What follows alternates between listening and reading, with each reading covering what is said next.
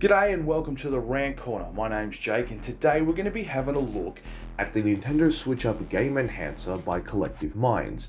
Now, this device claims to be able to let you use any kind of controller that is non-Nintendo, like Xbox or Sony, with the Nintendo Switch. In addition, it also allows you to use a variety of different features while not touching the controller, which is pretty cool actually. So, the question today is, does it actually hold up to all the promises it makes? And is it worth it? So installation takes maybe about 10 minutes. You put the thing in your computer, you download the program, you get it going, and then, hey, you're done. It's really that simple. You put it in your Switch, you check off a wireless communication setting, and then you're done. You're ready to go. You can use a PlayStation 4 controller for your Nintendo Switch. I know because I do. It's actually really good fun because the Pro controllers, they're just not great.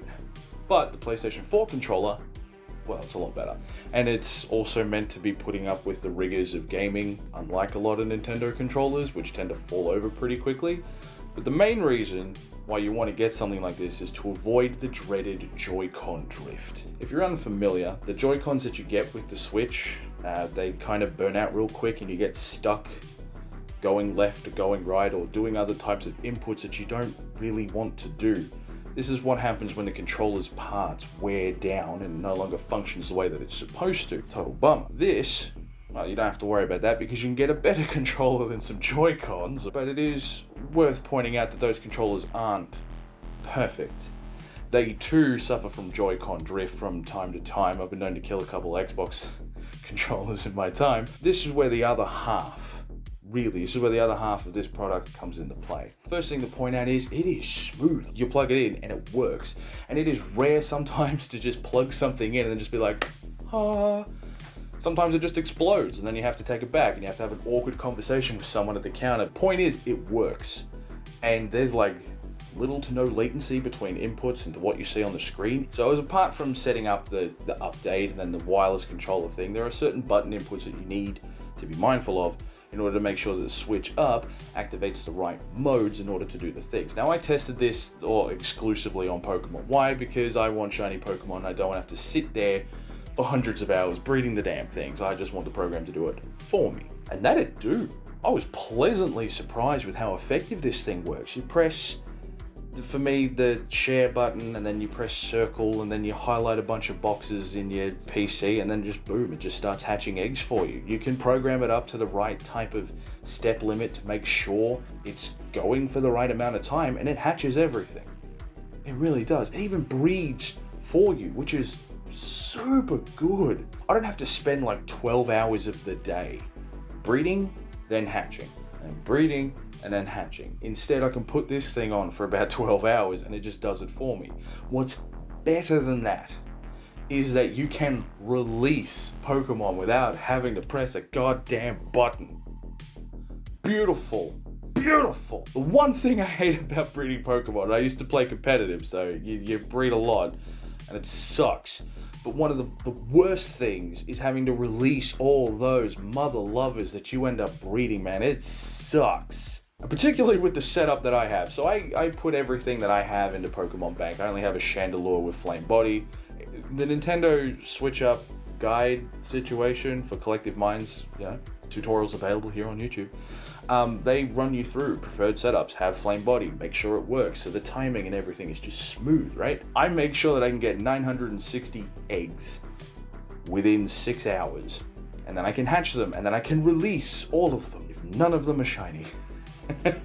And, pro tip, if you do actually have access to Pokemon Home, use that to check for shinies. There's a little filter thing that you can do where it just goes, alright, cool, let's have a look. And then it just organizes everything in the National Dex order, which is super cool. So you'll have like your Bulbasaur number 1 going all the way down to, I think it's Zarude, or is it a Calyrex? I don't know. It's a whatever it is now, it's the last one, who cares, there's like 900 of them, whatever. That'll be for whatever's in home. There'll be a second section after that where it has whichever ones are in the current game cartridge or game save that you were loading. That's how you know which ones you got. So the real big positive that you'll want to get this entire device for is the fact that you don't have to spend about $100, and yeah, even cheaply, it's like $90 for a controller here in Australia. It's not cheap. So when one of them dies and you don't have an affordable replacement, you kind of you're stuffed. That's the real easy answer there. However, the same place where you get a cheap controller, you can get one of these, and I managed to get mine for, I think it was $60, because they had a little discount going on. It's a little bit more expensive now because, you know, electronic parts and global pandemics and what have you. It's just situations, man. That entry-level price, if you already have a bunch of other consoles and a bunch of other controllers, just the price point being cheaper, well, hell yeah. And it stops me from ruining other controllers. And the best part is, even if I am using a PlayStation controller, even if I am using an Xbox controller, I'm still not pressing all the buttons. I'm saving them from the dreaded drift. Like, it's all round just wicked, sorted, perfect, love it. Boom. I can't go wrong with that. Now, obviously, you're probably sitting there thinking the same thing that I did, right? Like, it's not that easy. Surely it's not. No, seriously. If you're looking to breed shiny Pokemon, and I think a majority of people who know about this device are probably trying to breed Pokemon, there's a couple of modes. There's like a basic version, and then there's advanced breeding, and then there's advanced hatching. I recommend you do advanced, right? It works on pre-programmed, like, logic things. So you have to put in, when you begin, different box numbers and stuff like that by pressing certain inputs. That tells the little device how many times it needs to move over specifically. It's not a smart device. It can't tell when you bred all 960 eggs. It just goes, all right, cool, we just keep breeding. And you just circle and circle and circle until you eventually come over, realize what it's doing, and then turn it off. That's it. So when it comes to hatching, it is a little different because you are pre-programming the thing to go through 30 egg lots, effectively, by box. It works for that and it'll stop. So that's about it, but it's not smart. Without it being smart, it then means that you want to not just sort of do just hatch this lot and then hatch this lot, I'm done. Just do the batch breed and just do the batch hatch. I recommend that immensely. So this wonderful piece of technology, it can't just be that good. I can't just rave about it being, oh, it's worth it, go buy it, it's great. Spend your $60 or your 50 or your whatever's, just do it, it's cheaper. Like, I can. I would definitely say that, and I will highly recommend this to anybody who asks me. I want to breed shiny Pokemon, but I don't want to sit there for hours. Get it. Get the thing. It works.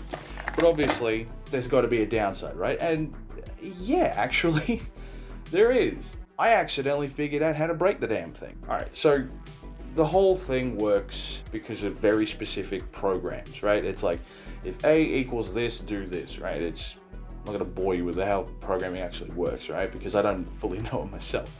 But it works when certain conditions are met from those inputs that you put in to begin any one of these processes. What I have found out, I don't know if this is just my setup, my TV, my whatever, but whenever you change a channel or you turn the TV off, because you don't want to waste too much electricity just having your TV on for 12 hours of the day while you're not watching anything, right? If you do it at the wrong time, it gets stuck in a loop, right? Like, it'll think that it's breeding or that it's hatching or whatever, and it'll just loop and it'll be stuck in a menu. I turned the TV off at one point to go off and to do something else, and I came back and then it was just giving my Chandelure random evolution stones out of the bag. Probably got stuck in a TM loop before I caught it, but I mean, it is what it is. So if you're gonna do this, you want to make sure that you can turn it off or change a channel at the right time. And the best way to do that is when you are either hatching an egg or where you've been gifted an egg by the daycare lady. Just trust me, just change the channel then. If you want to play on your Xbox or your PlayStation or the whatever it is that that you have, swap them. I played Cyberpunk 2077 while this thing was breeding me eggs. You can do it, it's great. The only thing that you can't do is the mass release, because that thing is so input heavy and timing specific. If you change a channel at all or turn that TV off at all, it's just gonna go absolutely berserk because it doesn't know what to do because you've cut the signal, so it just stops sending the message. But the whole question about the switch up game enhancer is, does it work? Yes. Is it worth it? Yes. Will it protect your controllers? Yes. Will it breed you your Pokemon? Absolutely. Will it do it when the TV's off? Probably not. So, be smart, turn it off at the right time. It's a lifesaver, and I mean that in a very genuine way. It will save your ability to do your life while you're playing Pokemon. I don't think a lot of people get to understand, like, unless you're fully gaming, like, you're putting hours and hours and hours and hours and hours into stuff like this. It eats up a lot of time. Doing this lets you go, all right, cool. While that's doing the thing and I'm gonna get the reward for it, I can go do the laundry. I can cook my meal prep. I can work out. I can, life stuff, right? Like, this frees up your life. If you're here because you want to stop the Joy-Con drift and you're breaking your controllers from excess play, get it. If you're here because you want it to work with Pokemon, get it. It works. Highly recommend. Get this. Well, that's it from me today. Thanks for joining me on this rant about the Switch Up Game Enhancer. Yes, I'll put it up to the camera again. It's probably excessive at this point, but whatever. Anyway, well, if you've enjoyed what you've seen here today, don't forget to hit the subscribe button, like the video, do whatever. Have fun. Take it easy.